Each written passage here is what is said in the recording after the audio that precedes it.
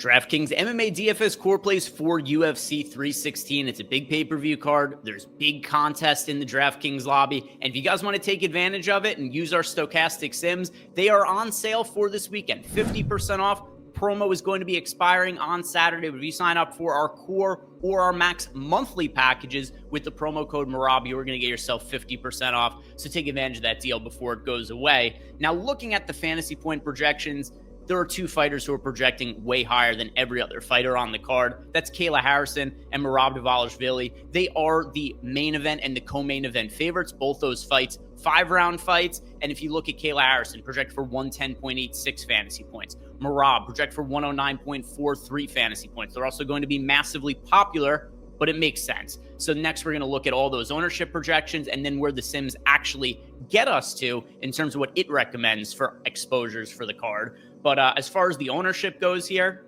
Merab, 57% owned. He's the most chalky fighter on the entire slate. Kayla Harrison is the most expensive fighter on the slate. Once again, these are the two fighters we have projected for the most fantasy points. She is coming in at 41% projected ownership. The next grouping of most popular fighters, just over 30% owned.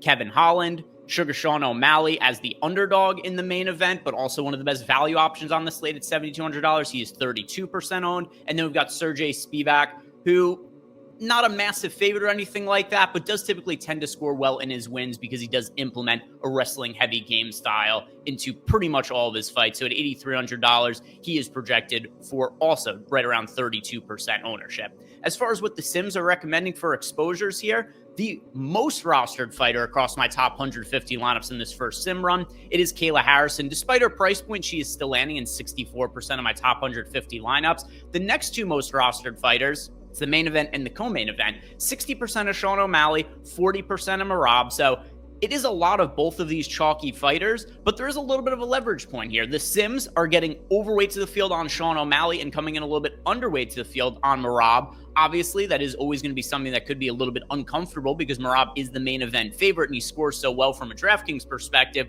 But should O'Malley pull off the upset, it does indicate per our simulations that the ownership a little bit too low on O'Malley, and it does give him a better chance of being in the winning lineup than at least what the field is giving him credit for. Rounding out the exposures here are the other fighters that are showing up in at least 30% of lineups. Waldo Cortez Acosta, another leverage option off of Sergey Spivak. And then as well, Kevin Holland. He's popular against Vicente Luque, except the sims are indicating that that is worthwhile. If you guys found this content helpful, like the video, subscribe to the YouTube channel, and don't forget to check out the Merab promo before it expires on Saturday night.